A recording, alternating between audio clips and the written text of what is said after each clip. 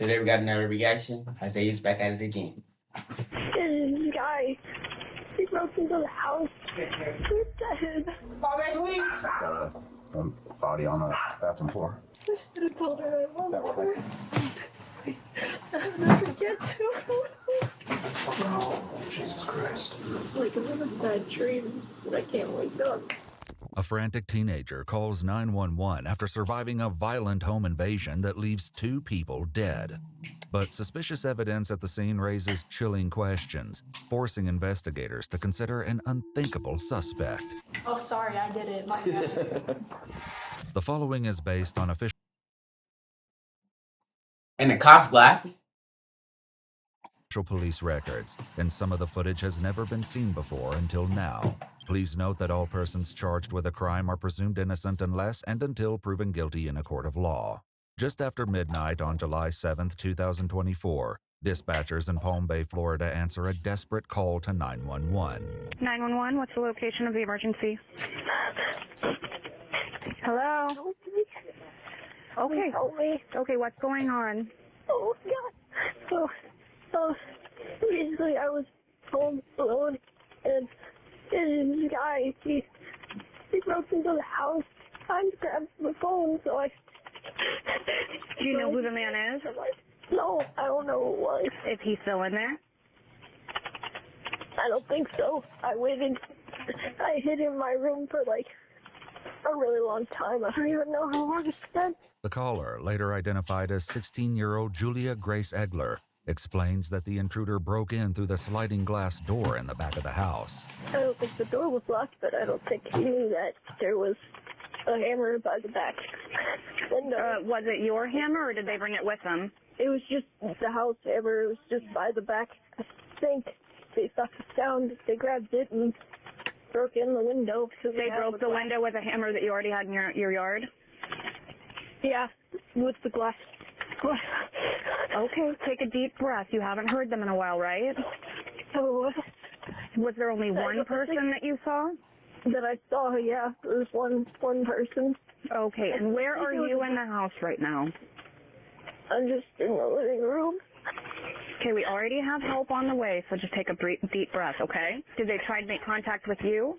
No, because I brought, the only thing I was able to grab in time were the dogs, because I wanted them with me. Because I didn't want whoever it was to kill them, obviously. Is there anyone else at home with you? Not anymore. Were you expecting anyone to come If she did it, she's a good actor. Okay, I'm feel like that. home?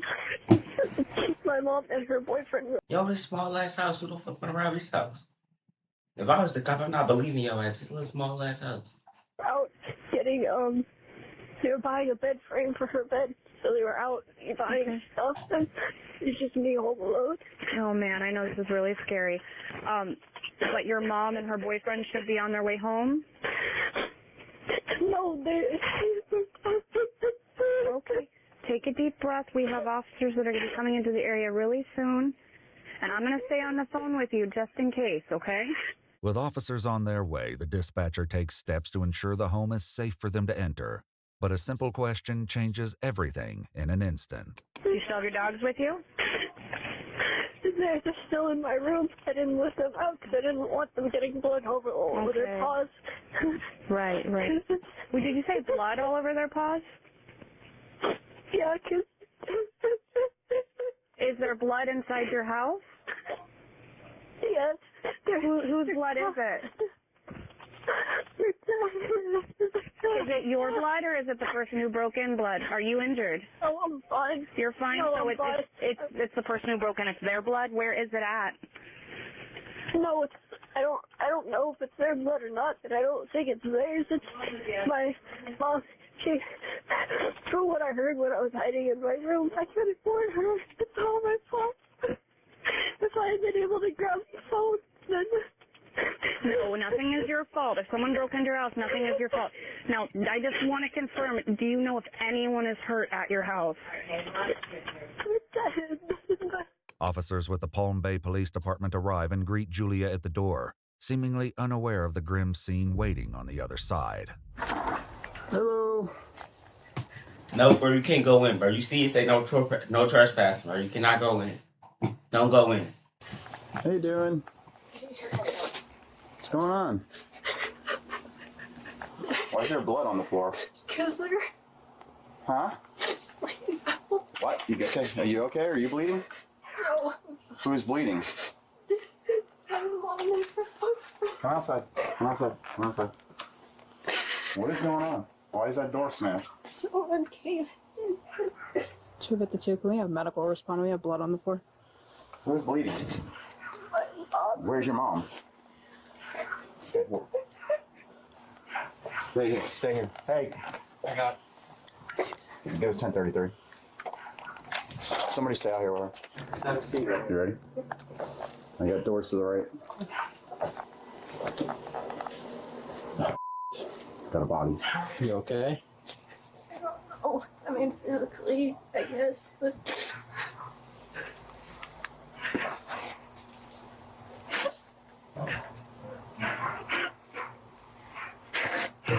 Yo, bro, look at his nails. I mean, look at her nails. Look what they got on, bro. They emo, bro. You should know they did it by the looks of it. They're emo. You should have known he killed his mama and his boyfriend. I said that wrong. Please help me. Got a body on the bathroom floor. Julia's mother, 38-year-old Kelly McCullum, and Kelly's boyfriend, 22-year-old Matthew Zenork, are found inside, both appearing to have suffered multiple gunshot wounds. A large chef's knife with presumed blood on the blade sits on the bathroom counter, consistent with the multiple stab wounds on Matthew's body. Both victims are beyond any hope of saving. Sorry. I'm so sorry. If I had just grabbed the phone. Huh? I had just grabbed the phone. If you just grab the phone in time? Are you hurt anyway? No.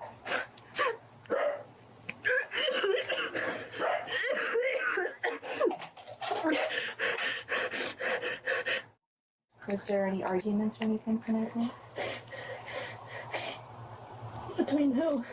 Page 7, 252. Me and my mom used to argue a lot. You have a crime scene Told her I loved Don't her. want to get it started. It's okay. I should have told her. If she wanted to get away, I don't know why she said that. It's okay. I'll never get to. It's okay. I'm so sorry. I'm so sorry. It's okay. Please forgive me. Officers ask Julia if there are other family members who can be contacted, but the teen's only immediate relatives are a father and brother living out of state. I'm sorry. I'm sorry so much. It's not a very manly thing to do. I apologize for having You're feelings. not a fan. Girl? If you need to throw up, okay?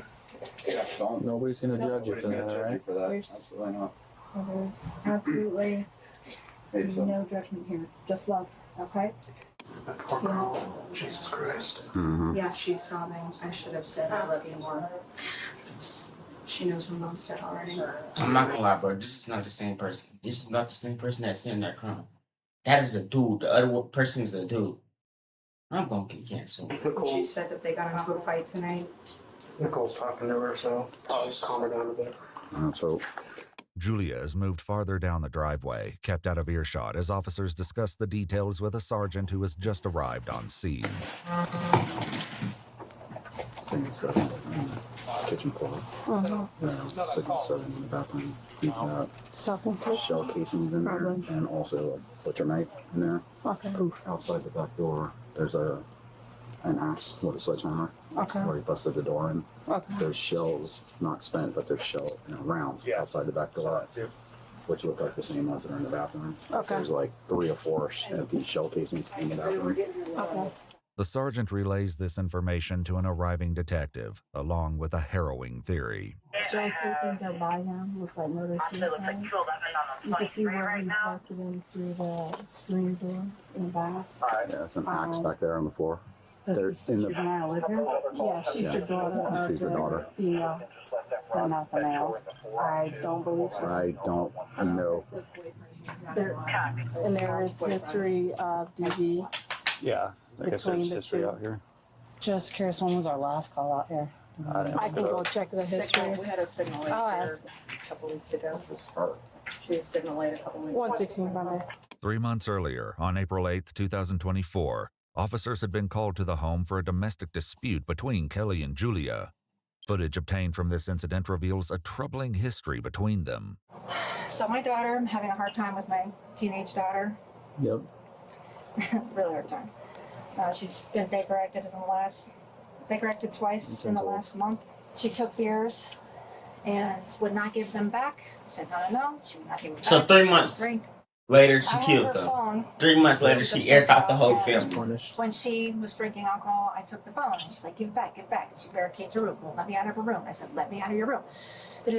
On the thing, she grabs this off of me very fast, starts to run towards the door. I didn't want to touch her, so I grabbed the back of the hoodie. Again, he's a witness. I'm like, I grabbed the hoodie, and she fell on her butt. And she goes, you choked me. And I said, I didn't mean to choke you. I'm sorry. I grabbed the hoodie because you were running. So you and your daughter is in a fight. She barricaded you in her room. And you still say sorry to the girl? See, some of these parents is too easy on their kids. At the door, didn't. If my son or daughter locked me in my room, because I'm grabbing that Glock 19, I'm going to shoot your ass. We're going with the cell phone. Kelly explained that Julia went into the bathroom and locked the door. The officers went inside to ensure Julia's safety. You haven't made any kind of statements tonight wanting to hurt your mom, or I guess you guys got into an altercation. And were you drinking beer? I don't think so. No. You don't think so? No. It's a yes or no? No, it's a no. I'm just an ugly crier, so that's probably why my face looks red or whatever. Well, no, she said that you, I guess, possibly grabbed a beer out of the fridge. I think I just grabbed it to just be annoy her or something. Look at me kind of thing. Yeah. I've done that. After ensuring Julia was okay and unharmed, the officer expressed his concerns, bringing up another past incident. We just don't want it to escalate to the point where we start making irrational statements or actions towards ourselves or someone else, right? Because obviously that's when we get called. I mean, what happened last time that we came? You had to go to the hospital, huh? Yeah. According to police records, during the previous call, Julia was sent for a psychiatric evaluation after taking too much Tylenol. If you're going through anything, I'd rather you talk than bottle it up. Because the moment you bottle it up, you're just going to keep piling stuff on, and it's just going to blow up, right? That's usually what happens. I don't want that to happen. But now, 3 months later, a full-blown tragedy has just taken place, and detectives must work to figure out exactly what happened. Julia explains to a detective that it was still light outside when an intruder came to the back door. After seeing him, Julia claims to have grabbed the two dogs and fled to the bedroom. I was in my room and it was so loud. It was so loud. And then what was loud? It was so quiet. The silence. I heard. What was loud? Like yelling? No, I think I heard gunshots. Okay. And when I heard those, I knew someone had died. I could feel it, I don't know if that sounds stupid, but I just... So how... Ooh, stop playing words. You got that power. I can feel, I can sense. I'm Randy Orton. I can feel when someone died. I have voices in my head. I can feel it. How long ago did you hear these gunshots? Hour-ish, maybe more. I couldn't tell how much time passed. It just felt like so long. The silence was so loud. What did you see when you came out? Sitting there, just a bloody mess. And then her boyfriend. They came home and killed them. Who killed them? I don't know. I had just been braver, faster. I should still be here right now. The detective learns that Julia spoke with Kelly via text while she and Matthew were out of the house. But after reading this conversation, something clearly doesn't add up. You guys are having conversations, but you said it was light out when someone started breaking into the house. But these text conversations are happening at 9:15 p.m. I'm not exactly sure. Maybe it was like sunset-ish, I don't know. But the confusion doesn't end with Julia's unclear timeline. Inside the home, officers struggle to make sense of a crime scene that becomes more puzzling by the second. So he must have been shooting as he came in. I think. But the casings are in the bathroom. Yeah, but there's a casing there's a. Right. He could have picked the casings up. I think he was waiting for her. Her backpack's there, her shoes are off. Right. Like, she comes in, takes the shoes off, sets her backpack down. She's gonna have to be shot on that right-hand side. Walks in the door. And then he comes out. Down. He's sitting over here. Yeah. Mm-hmm. While there are multiple shell casings and unspent rounds of ammunition throughout the house, there's no sign of a gun anywhere. Is there guns inside the home? Yeah, there was. There was? Where did it go? I don't know. How do you know it's not there anymore? I don't know. I went into my mom's room and before I called 911 because I wanted to see if he was still here or not. Okay, what did you do when you were in your mom's room? She has this lockbox where she kept a lot of my things. So I looked in there to see if it's stolen any like electronics or anything, right? Because those are expensive. And I could see in the holster where the gun was, it was empty. Okay. Along with the gun, Julia claims several boxes of ammunition were also missing from Kelly's room. The detective steps away momentarily, asking an officer to give Julia a pat-down. You're not in trouble or anything, but this is just for everybody. Nothing on you that's going to poke, stick, or stab me on. Are these your AirPods? Afterward, the detective calls the officer away from Julia. I'm just talking or you're asking a question? No. Something actually photos or anything? Don't ask me questions, just pretty sure. Rather than confront Julia outright, the detective continues asking questions, searching for anything else that might confirm her suspicions. Did you touch your mom? I don't think so, no. I didn't want to touch their bodies. They were on the ground and stuff, and I didn't know if it would make things worse. I didn't know what it would do. What do you mean by make things worse? Well, I didn't know if, it would hurt, or if, She killed them, okay? She killed them. We just gonna say it like that. She killed them. She aired out the whole house. She aired out the whole house. She thought she was the military. She aired out the whole house. I don't know, put her through more pain by, moving her. I don't know. Okay, was she breathing when you saw her? I don't think so. Did you check to see if she had a pulse or anything like that? I didn't touch her, so no, but I didn't hear her breathing, and there was a big pool of blood, so I just assumed, I guess. So you just what? Assumed, I guess. Okay. Is that, you did the same thing with Matthew? Assumed? They were all bloody. I didn't want to get blood all over my hands, I guess. Yeah. I don't know. I don't know. I just felt like if I did anything, it would make it worse. Still, blood seems to have transferred onto Julia's shoes, as bloody footprints are discovered throughout the house. Is this you guys? No, that was not us, because we did not step in any blood. These look like Converse. Yeah, those are, I think, daughter's shoes. And the gun, have you ever touched the gun? A long time ago, my mom had me train with it in case someone broke in. So you're familiar with guns and how they work, how they shoot? Okay. Well, I know it's a lot for you to process. I know it's a lot going on right now for you. Obviously, we're going to do our absolute best to figure out what happened here. Because, it's your mom, right? So we want justice for your mom and her boyfriend, figure out who did this and why. Is anybody come to mind? My mom told me once that they were really into, drugs and stuff. I don't know if it was someone who had some kind of like grudge and came after them, or because this is just me like thinking out loud. Yeah. But they didn't really seem like they wanted me in particular. It was like, because if you think about it, I know that there was dogs and stuff barking, and you don't like go into a room with a pit bull in it. That's obviously a dumb thing to do. Like, do you think they knew you were there? Well, I think they saw me, but I don't think they. I don't know. I didn't really pay attention to. They're going to get you too. They know that you're going to call 911 now, so they're going to kill you too. Your story's not adding up. Mostly focusing on getting my dogs and me out of trouble, right? Oh, you're not going to touch her. Had them for years and loved them with all my heart.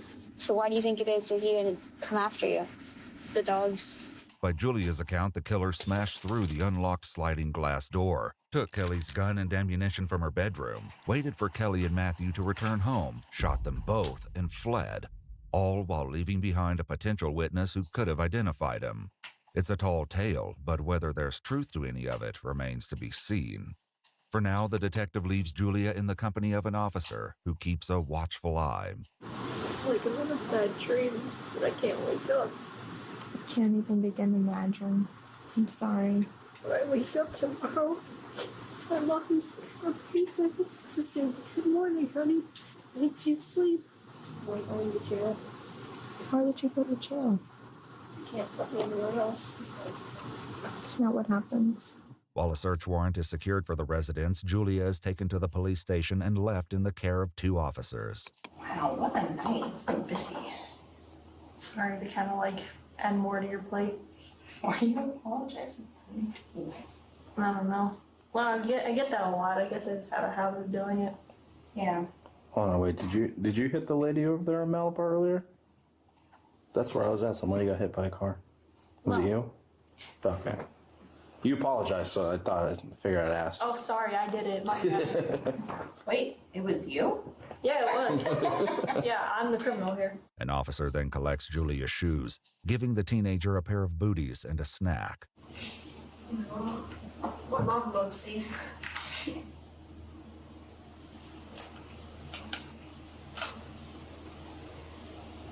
I'm sorry, Anna. By morning, Julia is still waiting for detectives to begin questioning. Officers assigned to Julia's care deliver breakfast and put on a popular anime called Death Note. The show centers on a teenager with a supernatural notebook that allows its user... And that's where it started, I'm telling you. That's where it started. ...to kill anyone whose name is written in it, as long as they know the person's face. Finally, detectives bring Julia into the interrogation room, where the truth of what happened to Kelly and Matthew will soon come to light. But first, they address something new they've learned about Julia. I was informed that you like to go by Jasper. Is that accurate? Because I don't want to, Yeah. And what are your pronouns, if you don't mind me asking? I usually go by he. He? Okay. So obviously it's been a couple of hours, so you've been with us, so I gotta read you this thing. Your rights first, and then we can go through everything with you and figure out what's going on. In Florida, juveniles have the same Miranda rights as adults, and courts have ruled that a parent does not have to be present before police questioning. After reading the Miranda warnings, the 16-year-old agrees to answer questions. Very quickly, investigators learn that Kelly and Julia had an argument just one day before the murders took place. Do you know what the argument was a reference? I think I wanted to go to like the party or something, and she didn't remind me about it, and I was mad at her for just going without me. I think something along those lines. But you wanted to go out and have a good time too. It was like a birthday party? I think so, something like that. I don't know. So she comes home with him, and you wake up, and you guys get into a little bit of a disagreement. You're expressing your frustrations, rightfully so. You wanted to go to this party. And she's expressing her frustrations back. What is she saying? Hold on, somebody text me. Just this back and forth of, I did tell you, no, you didn't. Okay. Yes. So what came of that? I think she took my iPod and my phone, but before she left again, she gave it back, so I'd be able to text her. According to Julia, when the devices were confiscated, Kelly would put them in the lockbox in her bedroom. So I looked in there to see if it's stolen any, like... I'm sorry, iPod?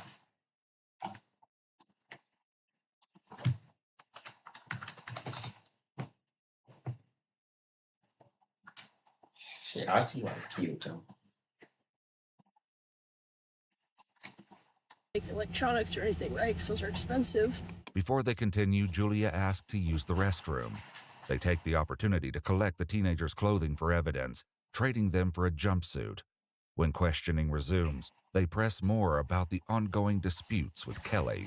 Well, me and her would have a lot of arguments about things, especially over like me being trans. So she'd be like, "Okay, you're not a real boy," and blah blah blah, and all, you know, the whole spiel of transphobic stuff. Okay. But She doesn't approve of your lifestyle. She doesn't approve of that. would you say she was like trying to kind of meet me in the middle, but it wasn't really working all that well all the time. She would try to call me child instead of, because it's more like gender neutral rather than kind of meeting in the middle, I guess. Kelly's Facebook page is filled with photos that suggest they once shared a close bond. In a video Kelly posted in February of 2020, affectionately captioned, "My Julia," the preteen proudly speaks in support of Kelly's business. My name is Julia, and I want to tell you about... If you want to learn more, go to my mom's website. But as the interrogation continues, it becomes clear the relationship between them had deeply fractured following Julia's decision to transition. Is she misgendering you? Yeah. So when you guys are arguing, is she intentionally, calling you she, or not using the appropriate pronouns, or not referring to you as Jasper and referring to you as Julia? And like, actually kind of being like, this is gonna be kind of vulgar, but she'd be like, "Oh, you have breasts and a vagina and blood," and all that, all that kind of shoving it in my face. And I'd yell back, "I know, you don't think I know that?" Because obviously it's kind of painful, because she would always say that, "Oh, they're dumb and stupid like that. No, it's not real. Even if you get the surgeries, it's not real," and things like that. Is that something you guys had discussed, getting surgeries and whatnot? A lot, yeah. So let me get this straight. She killed her mom because she was calling her a girl. She'd be like, "Oh, I don't want you to sew on a fake," like that. 3 months earlier, during the domestic dispute call, Kelly discussed this ongoing conflict with police. Basically, the kids get into now, this whole trans, it's so bad. Yeah. And I'm totally against it. But I still was kind. I was like, if you want to think you're a boy, you can think that. But you're my daughter, you're Julia, and we're just not going to talk about it then. As for Matthew, Julia says they never discussed it, so this was never a point of contention between them. Me and him didn't really talk a lot of things. We're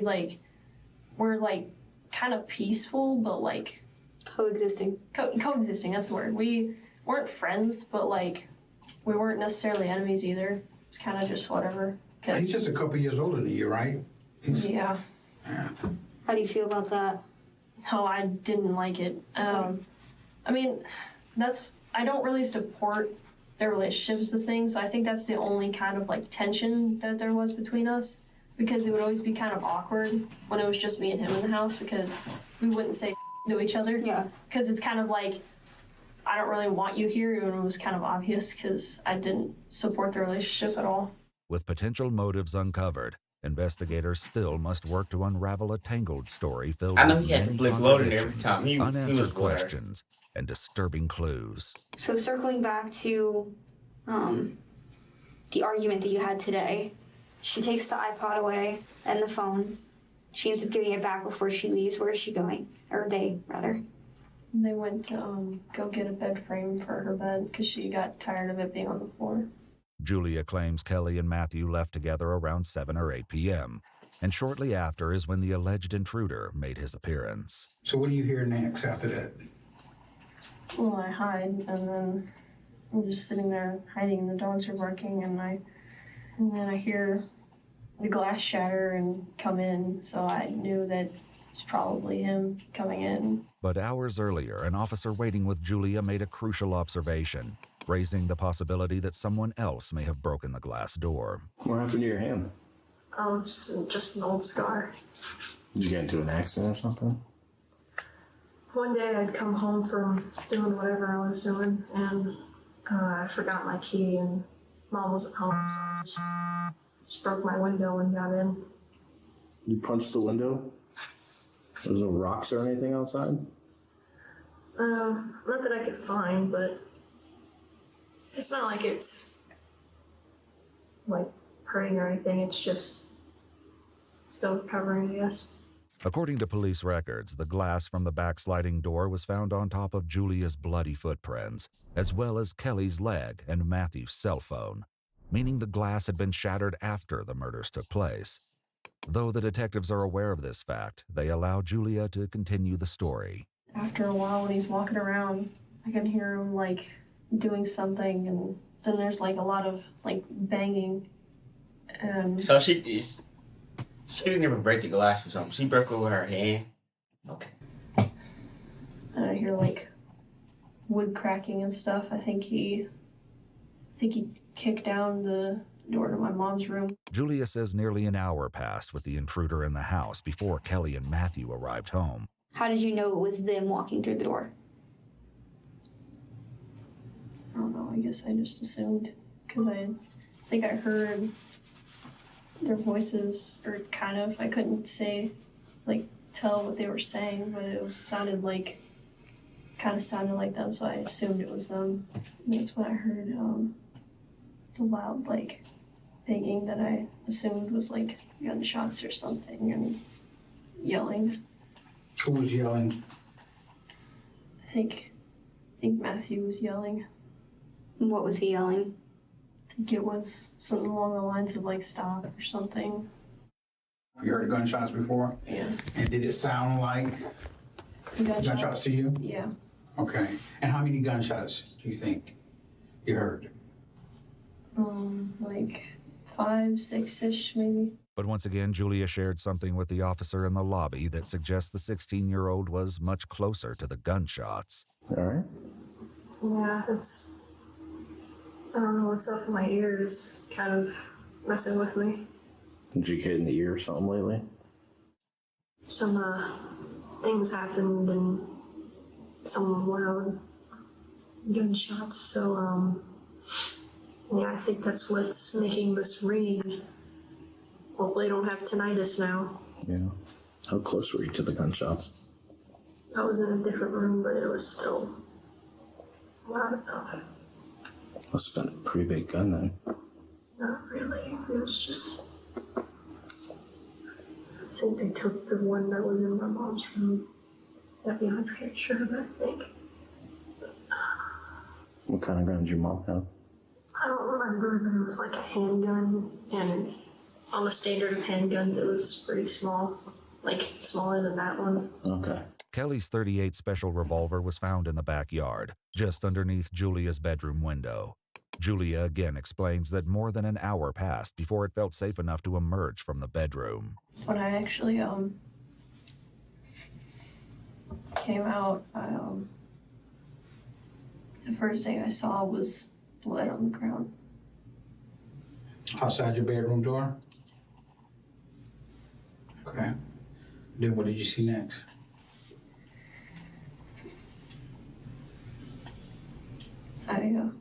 I looked to the left, and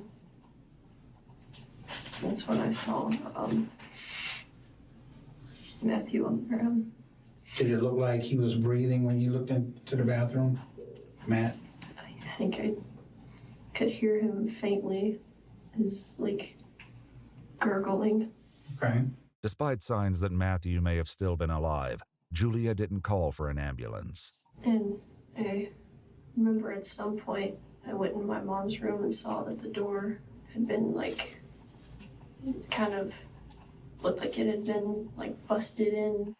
Again, I was checking to see if anything had been stolen, and I saw the lockbox where I assumed my mom kept most of my devices when she took them, and you know, again, devices are expensive. Such as? Like my iPod or my phone that my dad had shut off, things like that. Okay, so you saw those in there, so they hadn't been stolen. Mm-mm. Are these your AirPods? And that gun that your mom has, the one that was missing, have you ever touched that gun before? That's what I used to get trained for my gun certificate. With Julia's account conflicting with evidence found at the scene, investigators confront the teenager directly. To be quite honest with you, we don't believe that this is how this happened, okay? All right. We've looked over this crime scene, and there's things in this crime scene that's not adding up with what you're saying, okay? Because I don't believe the story about someone coming into the house. We looked at your surveillance camera, okay? We don't see nobody coming through that back door. We see your parents coming home through the front door. We see bloody footprints inside the dining room area in front of the rear sliding glass door underneath the glass. That blood should be on top of the glass. I'm gonna ask you straight up, okay? Are you the reason why did you hurt your parents today, your mom and Matthew? And if you did, was there a reason why you had to do it? Theoretically speaking, let's say what you're saying, that it was, theoretically speaking, let's say that it was me, right? What? So Jasper, we're going to be honest with you. It's not really theoretical at this point. Everything he just stated to you is telling us that something happened that you're not telling us. Julia tries to argue that there are blind spots on their security cameras, and an intruder could have simply avoided them. But the detective reminds Julia that an intruder would have had to know where those blind spots were ahead of time, something that is very unlikely in their experience. Now, you was just about to say, what if it was you that did this? I'm saying theoretically. Okay. Theoretically what? What? You said that get it off your chest and whatever, but it's like, that's not how that works. It's... Of course, it's not going to go away that quick. It's not. But you gives us a reason, because other people are going to look at this interview, and they're going to want to know, is this a monster over here, or is this somebody who made a terrible mistake? Did you shoot your monster and Matthew today? Well, you're basically saying that I did, so do you even need my answer? While the remainder of Julia's interview was redacted, the detectives provided a detailed summary of the chilling confession that followed. Julia admitted to breaking into Kelly's bedroom while she was gone, obtaining the revolver and ammunition. The teenager then waited in the kitchen for Kelly and Matthew to arrive home, with a gun in one hand and a knife hidden in a pants pocket. When they walked through the front door at 10:34 p.m., Julia told them, "Welcome home." Julia confessed to shooting and killing Kelly before turning the gun on Matthew, who pleaded for the teen to stop. Julia then followed Matthew into the bathroom where he retreated, stabbing him multiple times after running out of ammunition. Finally, Julia reloaded the revolver and shot Matthew one more time in the head, ultimately killing him. Julia then shattered the sliding glass door and tossed the gun outside near the bedroom window in an attempt to stage the crime scene as a break-in, and called 911 roughly 90 minutes later. Julia admitted to reaching a breaking point over Kelly's lack of support for the teen's transition and Julia's lack of support for Kelly's relationship with 22-year-old Matthew. According to court documents on August 6, 2024, Julia Egler was indicted on 2 counts of first-degree premeditated murder with a firearm and was held without bond. Julia Egler entered a written plea of not guilty, and the case is ongoing. I don't know why she did that, girl. You're getting booked, girl. Death penalty. Here it comes. It's coming for you.